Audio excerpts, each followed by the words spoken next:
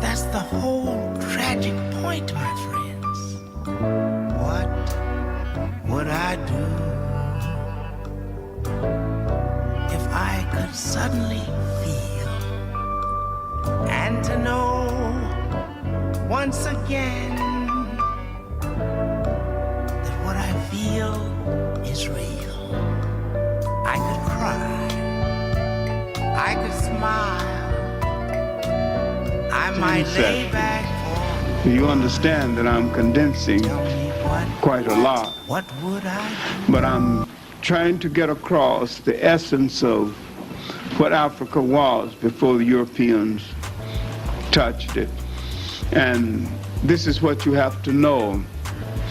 And to understand, even if you understand the series, The Africans, you have to have read a lot of African history to understand the omissions. He throws in a lot of good things to disguise the fact that he's leaving out a lot of good things.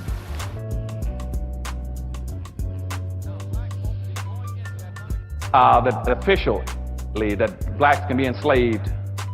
At the same time, Timbuktu was invaded by the Arabs. They finally broke through. They broke through because, see, blacks at that time had three major empires: Ghana, Mali, and Songhai.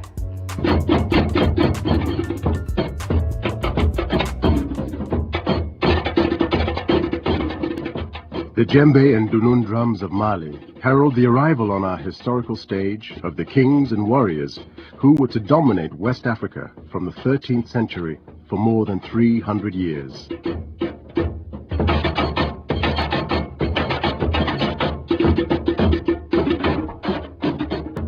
A roll call of men, some military geniuses, some great innovators or patrons of scholarship in the famed city of Timbuktu. Enter the Mande kings Sundiata, Sani Ali Bear, Mansa Musa, Abubakari II, and Askia Mohammed, kings of the empires of Mali and Songhai. We had great kings who traveled a lot. We had a great civilization. We have one of the biggest universities in the world in Timbuktu at the time, and for Mali it's a very important period. These kings were to become the stuff of legend, and their empires admired across the world for their culture and riches. Actually, don't want to bring forward the fact that Abubakar II was the first to ever cross the Atlantic Ocean. We know through evidence that the Vikings from Norway have been there long before, and also the Chinese. They have been there around year 1000, but Abubakar's crossing was around the 14th century, 13 and 12. This was some 150 years before Columbus. Arab historians were certainly keen to relate the story of this fantastic voyage. Al-Umari wrote about this expedition as told to him by Abubakari's successor, Mansa Musa, in 1325. By 1332, Mansa Musa was dead. His death was the beginning of the end of the Malian Empire.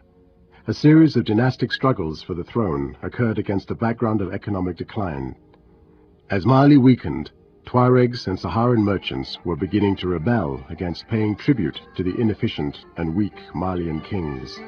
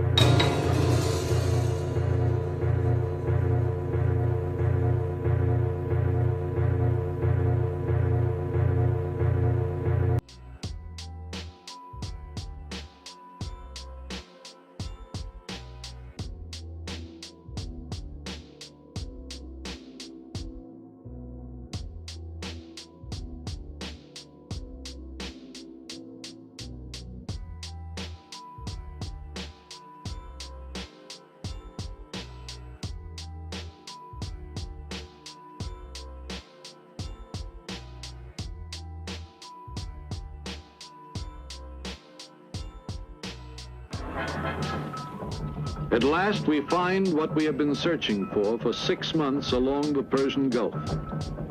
An open market in human beings. This one takes place in the courtyard of an old fort. 3 men and 3 women are on sale, all Africans. They appear resigned to their fate.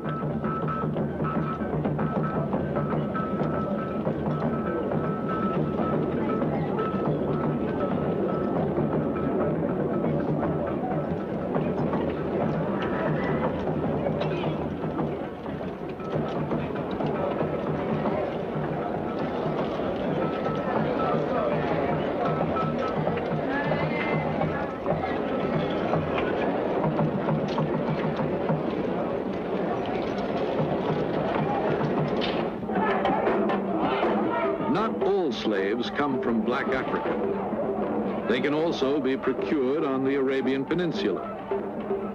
Sometimes all you have to do is organize a party, the kind the British have called slaving parties. We hear about such a party in Qatar.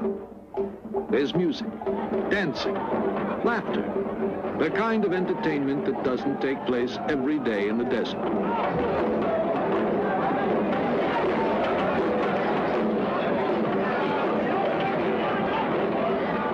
The girls come out of the shelter of their homes. They arrive from nearby villages.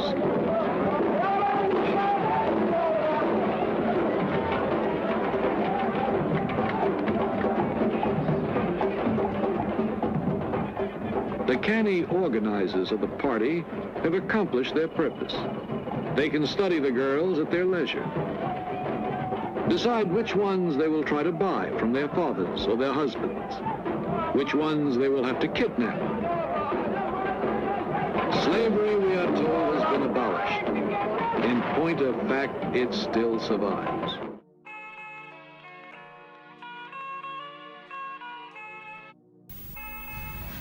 Let's go now to one of our top stories tonight. Tonight we put the spotlight on revelations and horror stories of Kenyans who've just returned from Saudi Arabia, where they had been lured with offers of well-paying domestic jobs.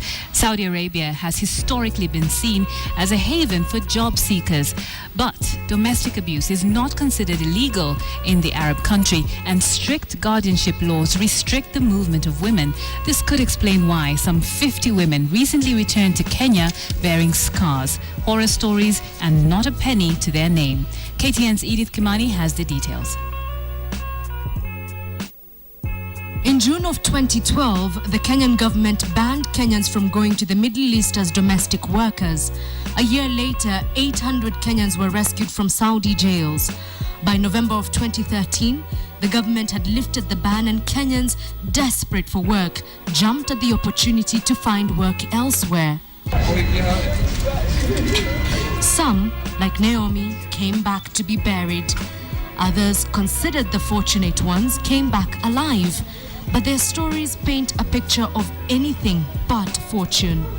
Kutoka Waliwagila nikapelekwa place ingine kwa ofisi. Sasa tukafungiwa, nikakuta Wakenya wamejaa huko kwa ofisi. Kulikuwa na over 30 Kenyans huko wamefungiwa, wamekaa some months huko. Sasa nilikuwa na simu, nikapigia agent kumuuliza. They were the richest nation on earth, but the black leadership had set themselves up to be invaded by the Arabs and consented to be pimped.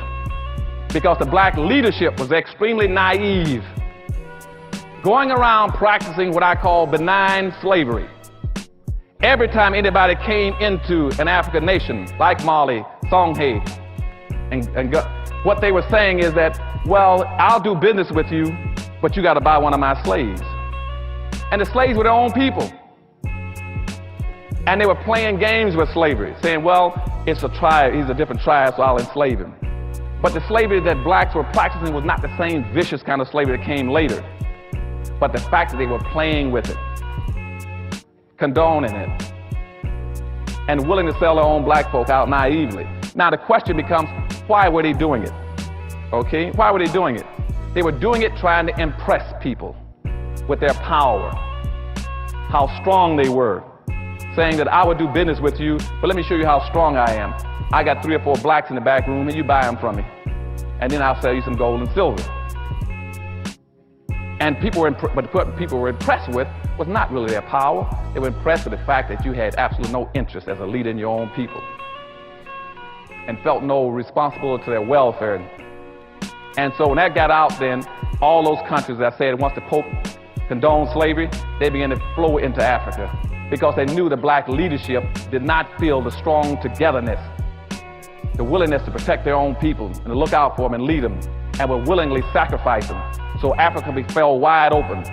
And people poured into Africa after the Pope declared slavery legal in the 1480s.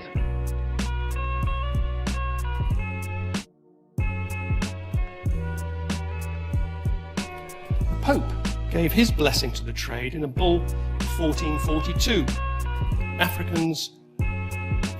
Enslaving Africans fell within the limits of a just war. And this was extended in an edict of 1452, which gave Portugal the right to enslave captives taken in such a war. But up to this point, the movement of slaves was from the west coast of Africa to southern Europe. Following Columbus's discovery of America, Portugal decided it needed to move quickly to protect its interests against its rival Spain. At the Treaty of Tordesillas in 1494, Portugal claimed the right to possessions south and east of a line 270 leagues west of the Azores, while Spain claimed the right to dominions north and west of the line. Portugal claimed Brazil in 1500, following the arrival of Pedro Cabral, and began sending settlers to Pernambuco in the northeast of the country. The treaty also gave Portugal commercial rights in Africa. They began building forts in Gambia and along the Gold Coast to protect their interests, which included both slaves and gold. In the early 16th century, Portugal started shipping African slaves to several of its Atlantic island possessions, including the Azores, Madeira, and the Cape Verde Islands, to work on sugar and cotton production. In Brazil, settlement rapidly extended throughout the region, and the first African slaves were introduced in 1538, many being reshipped from the Atlantic islands.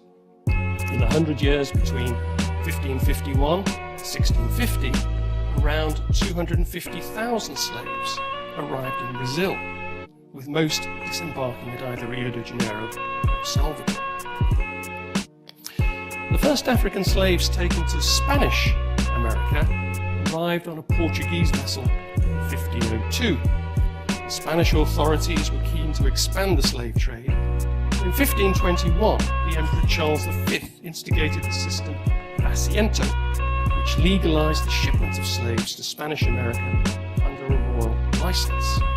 Slavery flourished in Spanish America as a result of sugar cultivation, gold mining, and the asiento.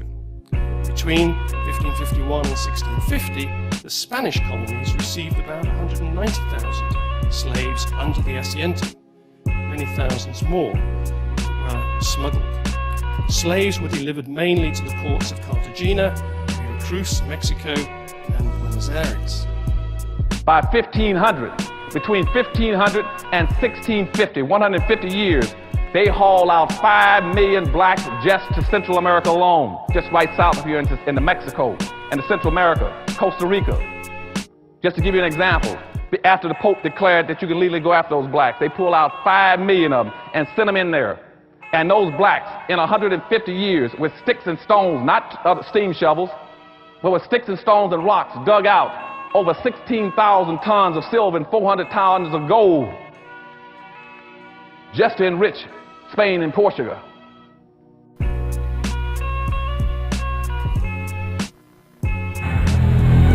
Around 1442, the first slaves would be taken out of West Africa. Spain and Portugal goes to the Pope, the leading arbitrator of that day, the one person in Europe with the greatest authority. The Pope would say to Spain and Portugal, you take the East and you take the West, and you two good Catholic nations start fighting among yourselves. And then the profound statement before departure, you are both authorized to reduce to servitude all infidel people. The slave trade now had been sanctioned. And Europeans had been told they need not feel guilty of it because you're doing this to an infidel who is outside of God's grace. England went into the slave trade with a vengeance, led by Captain Hawkins and the good ship Jesus. The ship was called the Good Ship Jesus. The coat of arms on the ship was two Africans bound back to back with their arms tied. So they saw no contradiction in being in the slave trade and being Christians at the same time. And this was critically important because at that point in time, Africa was a rich continent, had all kinds of wealth. And Europe was an impoverished nation. Europe was run over with crime, sickness, disease, illness, disorganized. Africa was the glory of the world. But you see how people were playing around, not looking at taking care of the business of their people. At that point in time, all these nations say, aha, we know how to strengthen Europe and rebuild Europe. And that's by displacing the wealth out of Africa and displacing not only the material wealth, but the human wealth of Africa. So they began to pour in and started sucking blacks out of Africa. Not only the black treasures, the gold, the silver, but also the human capital. In some areas, they almost depopulated parts of Africa by shipping blacks out. And over a course of about another 300 years, they shipped out somewhere between 25 and 35 million blacks. And out of all those blacks that shipped out of Africa, over 2/3 of them died en route trying to get here. As a matter of fact, from the 1500s to 1800s, 6 out of every 7 people that were shipped across, came across the Atlantic Ocean were black folk. 6 out of 7 were blacks. And they were depopulating Africa, not only as wealth, as resources, but as human capital. Very important. And as they came into and as they shipped them out, everybody began to become enriched. But you still had black leadership that still didn't understand, unwittingly was playing into the hands of people who were much more serious about the games than they were. Slavery, the treatment of human beings as property, deprived of personal rights, has occurred in many forms throughout the world. But one institution stands out for both its global scale and its lasting legacy. The Atlantic slave trade, occurring from the late 15th to the mid-19th century and spanning 3 continents, forcibly brought more than 10 million Africans to the Americas. The impact it would leave affected not only these slaves and their descendants, but the economies and histories of large parts of the world. There had been centuries of contact between Europe and Africa via the Mediterranean. But the Atlantic slave trade began in the late 1400s with Portuguese colonies in West Africa and Spanish settlement of the Americas shortly after. The crops grown in the new colonies, sugarcane, tobacco, and cotton, were labor-intensive, and there were not enough settlers or indentured servants to cultivate all the new land. American natives were enslaved, but many died from new diseases, while others effectively resisted. And so, to meet the massive demand for labor, the Europeans looked to Africa. African slavery had existed for centuries in various forms. Some slaves were indentured servants, with a limited term and the chance to buy one's freedom. Others were more like European serfs. In some societies, slaves could be part of a master's family, own land, and even rise to positions of power. But when white captains came offering manufactured goods, weapons, and rum for slaves, African kings and merchants had little reason to hesitate. They viewed the people they sold not as fellow Africans, but criminals, debtors, or prisoners of war from rival tribes.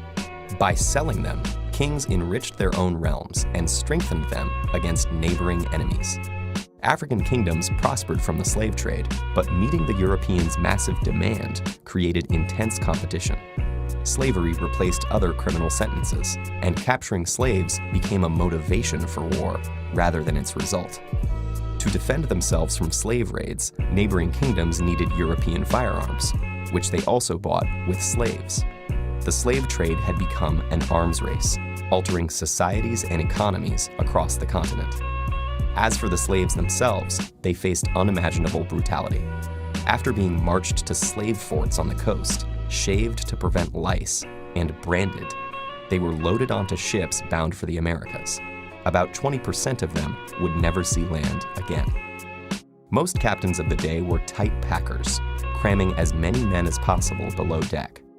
While the lack of sanitation caused many to die of disease, and others were thrown overboard for being sick or as discipline, the captains ensured their profits by cutting off slaves' ears as proof of purchase. Some captives took matters into their own hands. Many inland Africans had never seen whites before and thought them to be cannibals, constantly taking people away and returning for more. Afraid of being eaten, or just to avoid further suffering, they committed suicide or starved themselves, believing that in death their souls would return home. Those who survived were completely dehumanized, treated as mere cargo. Women and children were kept above deck and abused by the crew, while the men were made to perform dances in order to keep them exercised and curb rebellion.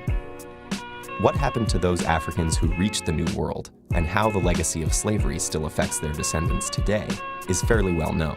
But what is not often discussed is the effect that the Atlantic slave trade had on Africa's future. Not only did the continent lose tens of millions of its able-bodied population, but because most of the slaves taken were men, the long-term demographic effect was even greater. When the slave trade was finally outlawed in the Americas and Europe, the African kingdoms whose economies it had come to dominate collapsed, leaving them open to conquest and colonization. And the increased competition and influx of European weapons fueled warfare and instability that continues to this day. The Atlantic slave trade also contributed to the development of racist ideology. Most African slavery had no deeper reason than legal punishment or intertribal warfare, but the Europeans who preached a universal religion and who had long ago outlawed enslaving fellow Christians needed justification for a practice so obviously at odds with their ideals of equality. So they claimed that Africans were biologically inferior and destined to be slaves, making great efforts to justify this theory. Thus, slavery in Europe and the Americas acquired a racial basis, making it impossible for slaves and their future descendants to attain equal status in society. In all of these ways, the Atlantic slave trade was an injustice on a massive scale, whose impact has continued long after its abolition. So I jump up to the year 1619, they brought in 20 blacks into America, formally, even though we'd had another group of blacks in here around in the 1500s. They've been floating around too off of PD River in South Carolina.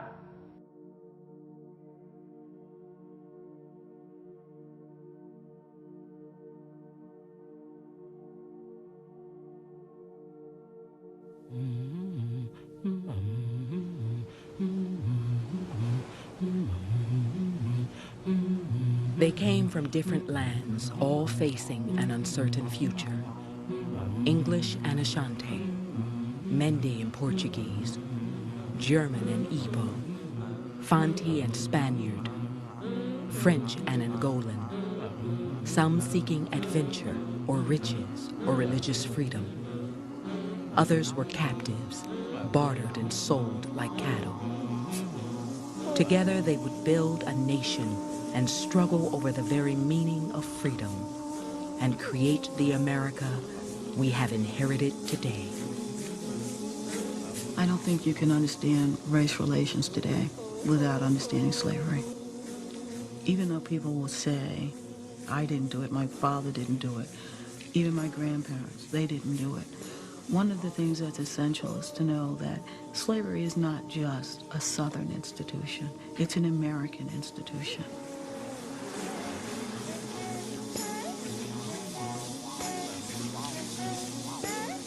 What evolves in North America is a belief system where to be black meant to be a slave, and to be a slave meant to be black.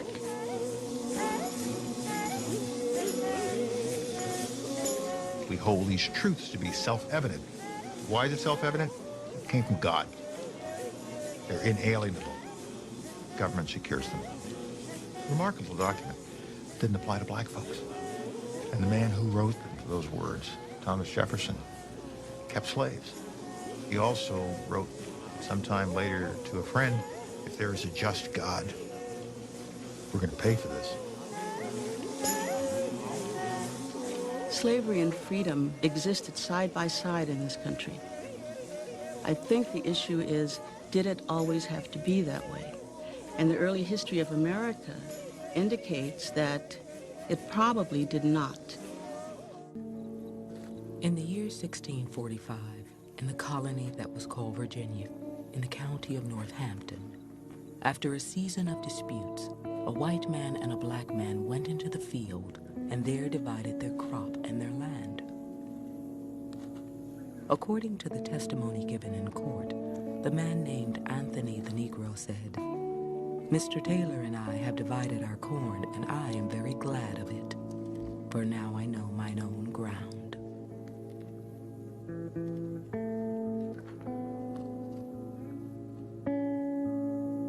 In America, it seemed, all men would be equal, all men would be free.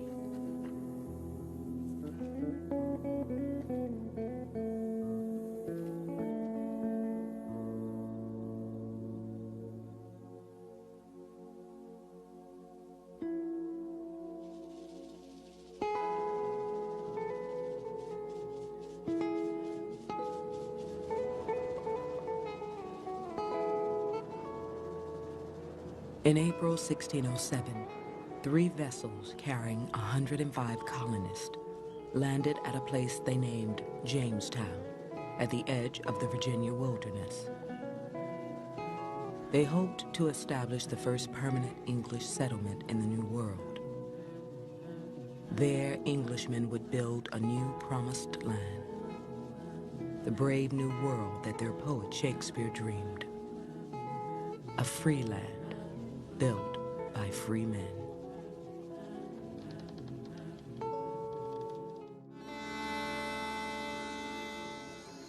In 1609,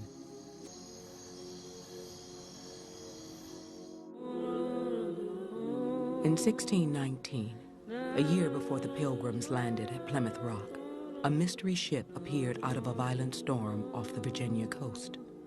No one recorded the ship's name, but somewhere on the high seas, she had robbed a Spanish vessel of a cargo of Africans.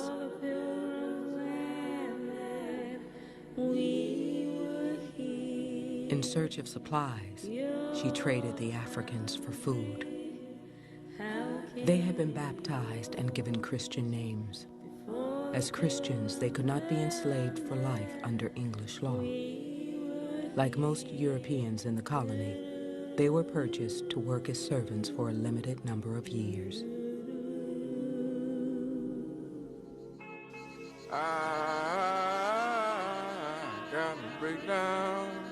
The new arrival supplied much-needed labor for the tobacco crop that was making men rich.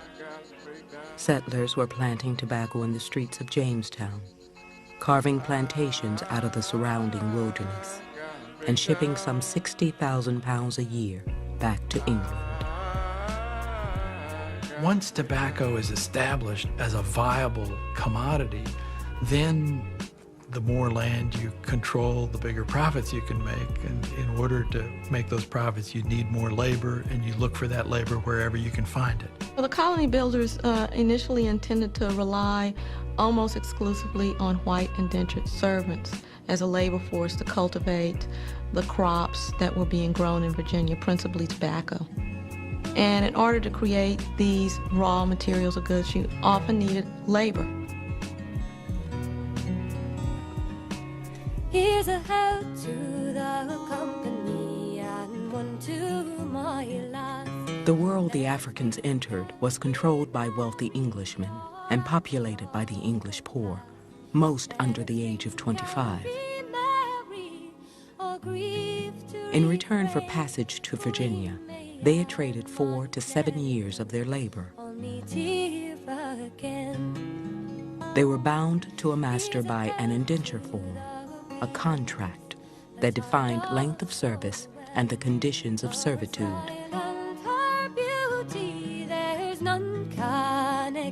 Most were promised freedom dues after their service, a bushel of corn, a new suit of clothes, and 100 acres of land. Under Virginia's head right system, a planter was entitled to 50 acres of land for each servant brought into the colony. The prosperity that began in 1619 and the dream of a new Eden, of people peacefully coexisting under English law, was seriously threatened in March 1622. On Good Friday, some 30 nations of the Powhatan Confederacy, angered by English violation of land treaties, attacked without warning and attempted to drive the English back into the sea. Along the James River, the Indians killed 350 colonists. On the Bennett plantation alone, 52 people died. Among the 12 who survived was a man named Antonio. Here's an individual that arrives as one of the first African Americans in the history of what became the United States. He does what almost no one in early Virginia managed to do, and that is live. Everyone is dying of disease, violence, and in a sense he's lucky. He had been brought to the colony the year before to work tobacco along the James River. His name appeared in the 1625 Virginia census as Antonio a Negro. He was listed as a servant. He comes to Virginia, finds a society that is just developing. He's getting in on the ground floor, as it were. I don't know if he was able to immediately envision that there would be opportunities for him here that weren't available elsewhere. I don't know that anyone could have foretold that. When Antonio arrived, the laws of Virginia did not as yet define racial slavery. They governed only the status of servants. At some point, Antonio changed his name to Anthony Johnson and married a Negro servant named Mary from a neighboring plantation. She bore him 4 children. By 1640, it is clear Anthony and Mary were no longer servants. They had acquired their own modest estate on Virginia's eastern shore. As Johnson prospered, as he obtained land and cattle, he also acquired dependent laborers. What made all of this society go was property. Your identity in the society was determined rather obviously by the amount of land, the amount of labor that you owned. Anthony Johnson was enjoying privileges belonging to a free Englishman. He claimed 5 workers as headrights and expanded his property to 250 acres along the Pongateek Creek. At least some of his workers were white. By 1650, Anthony was one of 400 black people in Virginia out of a population of almost 19,000 settlers. In Northampton County, where Johnson lived, nearly 20 African men and women were free, and 13 owned their own homes. As Anthony Johnson is accumulating property, it seems as though his situation is secure. You get a sense of this individual, this black man, being treated like any white planter, and his wife and daughters being treated like the wife of a planter.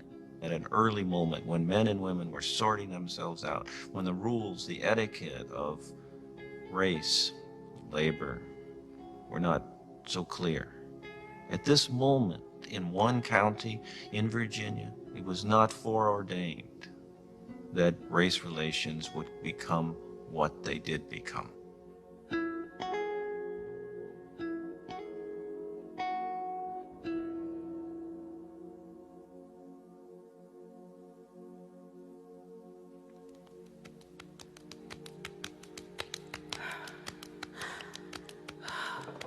In 1640, the year Anthony Johnson purchased his first piece of land, 3 servants had run away from a Virginia plantation and headed for Maryland.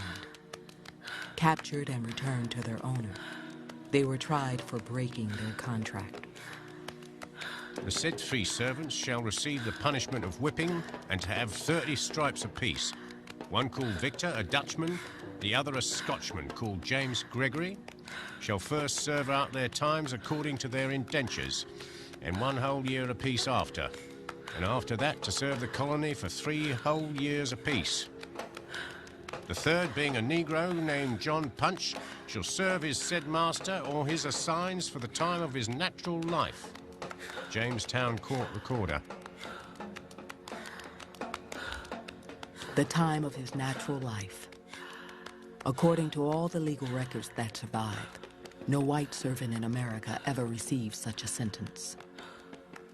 So what begins to happen in the 1640s is that those who are controlling the Virginia colony say to themselves, the fluidity that we've seen in the past, the fluidity that has allowed an Anthony Johnson to serve less than a life term, to acquire his own piece of ground, to develop a free status, is not something that we want to project as going further in the future. We want to close down that opportunity. We want to begin to show some distinctions. The English definition of who could be enslaved began to shift from non-Christian to non-white. For Anthony and other Africans in America, the idea of an equal chance in the colonies was now under attack. In 1641, Massachusetts became the first colony on the British American mainland to recognize slavery as a legal institution. Connecticut followed in 1650, Maryland in 1663, New York and New Jersey in 1664. Virginia legally recognized slavery in 1661, and a year later, a Virginia court decided that all children born in the colony would be free or slave according to the condition of the mother. In Virginia, slavery would be defined by race and perpetuated through heredity. Perhaps in the middle of the 17th century, if you were one of several thousand Africans living in Virginia, you certainly knew that your children would be free. You might have that expectation. And to suddenly find themselves involved in lifelong servitude, and then to realize that in fact their children might inherit the same status, that was a terrible blow. That was a terrible transformation. And we'd had blacks much earlier, the Folsom people. But let me don't even get into that. But by 1619, they brought in 21 blacks into Jamestown, formally. And those blacks came in as indentured servants. They were traded by a German warship for supplies. Those blacks were free at about year 1624. But something very important happened right before 1624. In 1621, you had a black guy named Anthony Johnson. Anthony Johnson came to the United States in 1621. These chains do not define me. Came in from England as a free black. At the same time, you had those other 20 black slaves brought in here in 1619, the first 20 blacks. But this black came in as a free black in 1621. He came in, and then since he was coming in from England, not from Africa, he then declared himself a free black, declared that he wanted head rights. And head rights in those days says anybody coming to the country can get 640 acres free right off the bat. Then plus you can get another 500 to 600 acres for every slave that you own. He immediately went and had 13 blacks. He brought in then, we got him 13 black slaves, and he's black.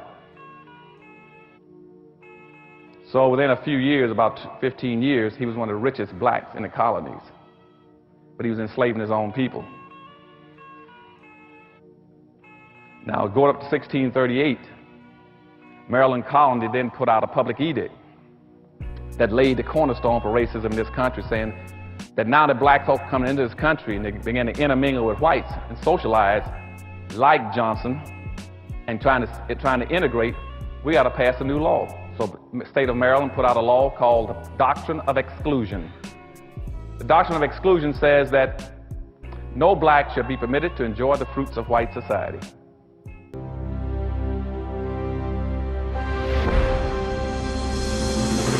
Before the great factories, before the automobiles and television, the foundation of the American economy was the harvest. Vast farms built America. Land was available in wide open areas. A man could put down roots, claiming hundreds of acres, and build generations of wealth, unless the man was enslaved. Slavery has been a part of the tapestry of America from the very start. Indentured servants, both white and black, came here to work for their freedom shortly after the first settlers landed in Jamestown in 1607. In 1621, an indentured servant called Antonio landed in Jamestown as one of those captives. He knew nothing of this land. He knew nothing of its customs. He was a man no longer free. Antonio was among the first wave of Africans who were transplanted to North America. The first wave of nearly 500,000 Africans sold into slavery for nearly 3 centuries.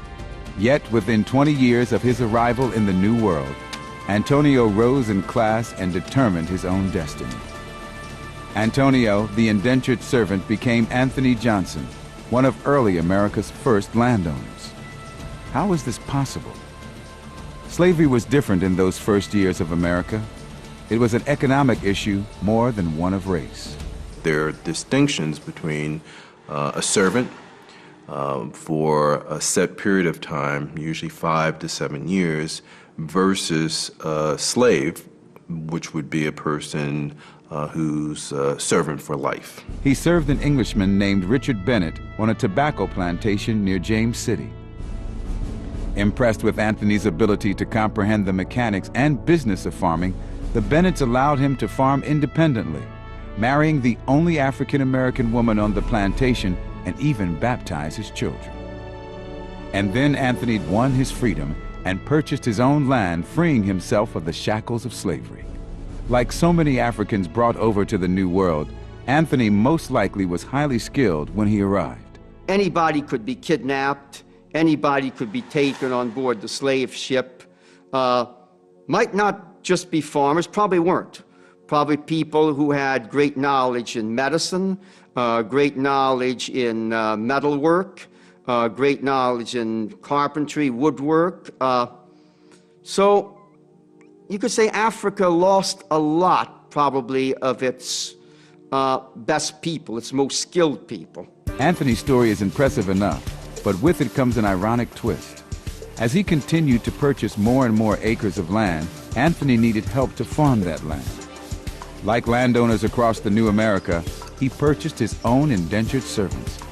Anthony Johnson, a former slave, was now a slave owner. In fact, records of the time show that Johnson actually went to court to beat back an effort by a slave named John Kaser to be freed after 7 years.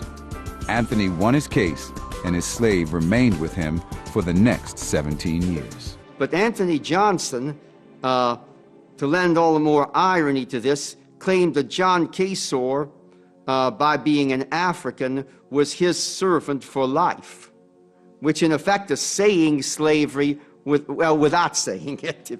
But times and attitudes were beginning to harden. The kind of freedom a former slave of African descent would enjoy was becoming a rarity. Between 1622 and 1705, Virginia passed a series of laws that established nearly all Africans as slaves, removed all rights, all privileges, and all manner of equality. Most importantly, the legislature mandated that every African-American child born into the system of slavery would remain in slavery for life. Once again, economics played a big part in the process.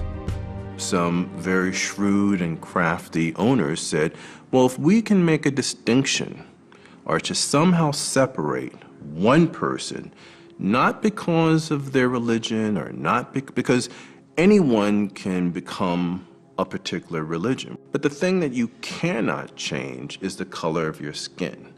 So if you can say that this one person should always be a slave because he is not white, always within that society, it's going to be easy to capture those runaways or those individuals and to keep them in a situation which could make it hard for such an individual to ever obtain freedom. I think there was a lot of fear of a strong, free African population emerging. I think partially it had to do with fear of the other, fear of whoever was different, fear of maybe another group rising, maybe probably to challenge the control of the white aristocracy. The consequence of that is that the idea of people being inferior or people not having the same rights toward democracy or freedom or the opportunity of movement or any of these things, we still feel today. That was in 1638. Now Johnson was still had it. He's really built up his land now. He had all kinds of land and a whole bunch of slaves, getting close to about 70, 80 slaves now.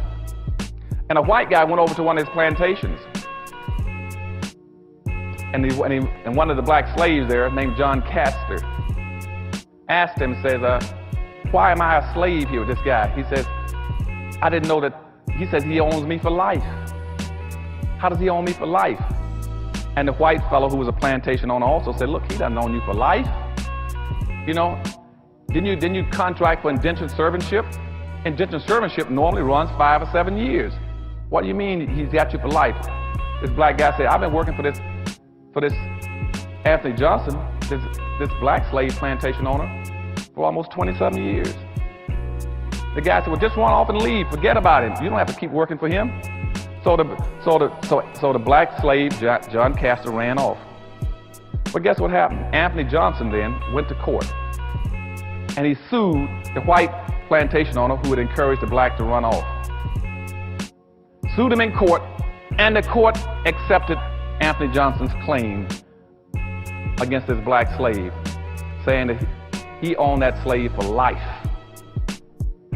Now, what happened there never had ever happened on the history of the earth, the black folk, and in this country, where all of a sudden a person laid claims against an individual for the rest of his entire naked life.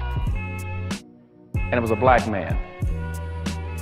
And once that court decision was made, whites picked it up and say, aha. So by 1665, all the states then started passing enslavement laws. They went back and took the doctrine of exclusion and say, now, the doctrine of exclusion with Maryland says that black folks shall always be excluded and never be permitted to enjoy the fruits of white society. But after listening to the court decision for Anthony Johnson, we got a good thing going now. So they took that same doctrine and expanded it. And now the doctrine says that not only should black folks be excluded, subordinated, non-compensated, non-competitive managed workforce for the personal comfort and wealth building of white society. That became the enslavement codes, both explicitly and implicitly. And all the states began to enact it then, based on Anthony Johnson's ruling in court.